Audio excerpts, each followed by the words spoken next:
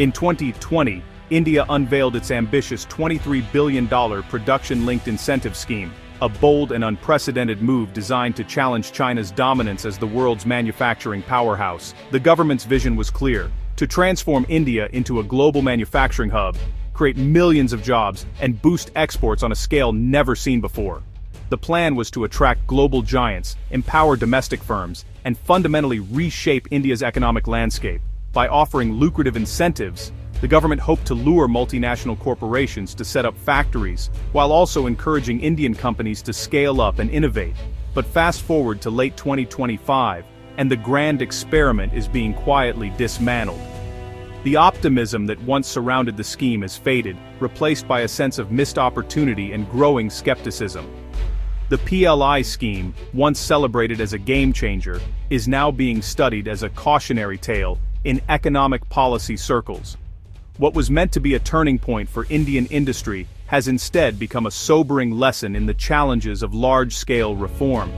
Instead of a flood of investment, only a trickle arrived.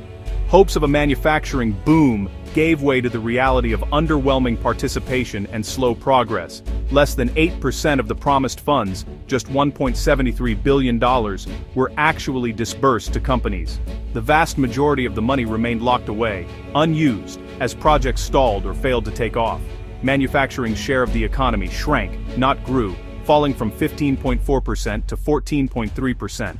Instead of driving growth, the sector lost ground, raising tough questions about the scheme's effectiveness. Over 750 companies, including global names like Foxconn and Reliance, signed up for the scheme, lured by the promise of incentives and a new era of industrial growth. But the results fell far short of expectations, with many projects delayed or abandoned. The initial excitement has faded, replaced by disappointment, frustration, and a growing sense of urgency to understand what went wrong. Investors, policymakers, and business leaders are all searching for answers. How did such a well-funded, well-timed initiative falter so dramatically? Was it flawed policy design, bureaucratic hurdles, or something deeper within the system? The answer lies in the persistent gap between ambition and execution. A gap that has haunted many of India's grandest dreams, and one that continues to shape the nation's economic future. The PLI scheme was born from India's desire to shift from a services-led economy to a manufacturing powerhouse. The goal raised manufacturing's share of GDP from 15.4% to 25% by 2025 and create millions of jobs. Instead of upfront subsidies, companies would earn cash incentives for increasing production, a pay-for-performance model. 14 sectors were targeted, from electronics and pharmaceuticals to textiles and steel. The hope attract foreign investment and encourage Indian conglomerates to build a self-reliant industrial ecosystem. Global corporations and Indian firms responded with enthusiasm, announcing major investments. For a moment, it seemed India was on the brink of an industrial revolution. But the promise of transformation would soon be tested by reality. Despite the overall disappointment with the broader PLI scheme, two sectors emerged as clear and undeniable success stories: mobile phones and pharmaceuticals. These industries not only met expectations but, in many ways, surpassed them, becoming shining examples of what targeted government support can achieve in India's manufacturing landscape. India's mobile phone manufacturing sector experienced a dramatic transformation. Once heavily reliant on imports, the country rapidly scaled up its capabilities, turning itself into a major global export hub for smartphones and related devices. By 2023-24, mobile phone production soared to an impressive $49 billion, a staggering 63% increase since the PLI scheme's launch. This growth not only boosted exports but also created thousands of new jobs and opportunities for Indian workers.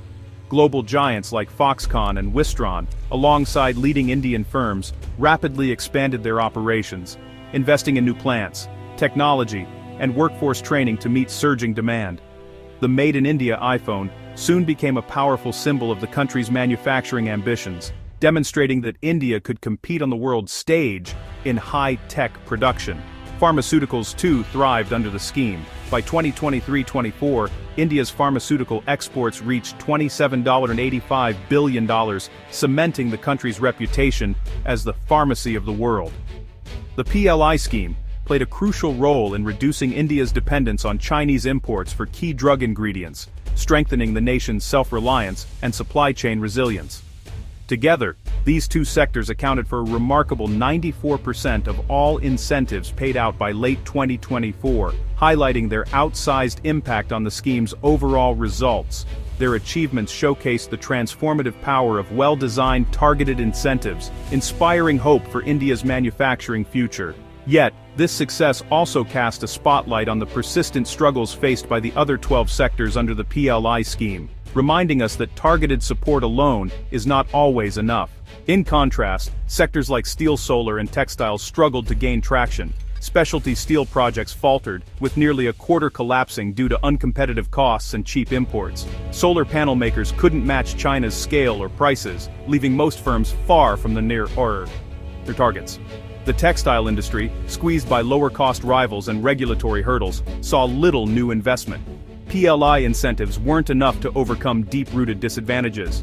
Ambitious targets went unmet, and core objectives remained out of reach. These failures exposed the limits of incentives in the face of global competition. The dream of broad-based manufacturing growth remained elusive. The PLI scheme's biggest flaw wasn't its concept, but its execution. Bureaucratic red tape turned the process of claiming incentives into a nightmare. Companies faced endless paperwork, delays, and uncertainty over payments. Even successful firms struggled to get their promised funds on time. For many, delayed payouts created cash flow crises and eroded trust. The risk of not being paid discouraged further investment. This vicious cycle led to missed targets and stalled projects. The disconnect between grand vision and administrative reality was stark. Announcing a $23 billion program is easy. Delivering it efficiently is another matter. The result, a powerful idea undermined by a sluggish system. As the scheme faltered, industry called for deadline extensions and greater flexibility in implementation. The government refused, signaling the end of the PLI experiment in its current form, much to the industry's dismay. Officials are now considering capital expenditure support, reimbursing companies for upfront investments instead of linking incentives to output, a significant policy shift. Meanwhile, India's manufacturing ambitions faced global headwinds, complicating the situation further. Trade tensions with the US forced India to offer tariff concessions, highlighting its vulnerability in the global market. Producing goods is only half the battle. Gaining access to global markets is just as crucial for sustained growth.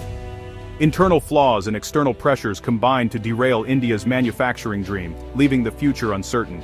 The collapse of the PLI scheme has cast a long shadow over India's ambitions to become a global manufacturing powerhouse. Once hailed as a game-changing initiative, the production-linked incentive program was expected to usher in a new era of industrial growth, create millions of jobs, and position India as a serious competitor to China.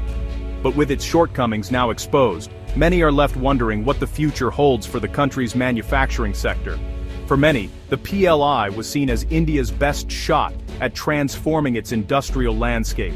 It brought hope to workers, entrepreneurs, and policymakers alike, promising a wave of investment and innovation that could lift millions out of poverty and drive economic growth for decades to come. But the experience has made one thing clear: financial incentives, no matter how generous, cannot by themselves create a globally competitive manufacturing base. They are only one piece of a much larger puzzle. Without deep, structural reforms to cut through layers of red tape and improve the overall business climate, subsidies and incentives often fail to deliver the intended results. Bureaucratic hurdles, complex regulations, and slow approvals continue to stifle growth and innovation. Competing with China's massive scale, advanced infrastructure, and relentless efficiency requires more than just financial support. It demands a holistic approach, one that addresses the root causes holding Indian manufacturing back.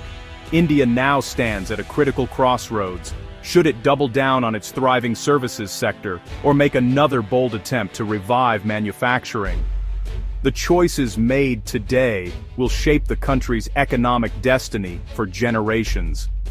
Increased capital expenditure and government support for infrastructure may provide a temporary boost, but these measures alone cannot fix the fundamental issues that have plagued the sector for years.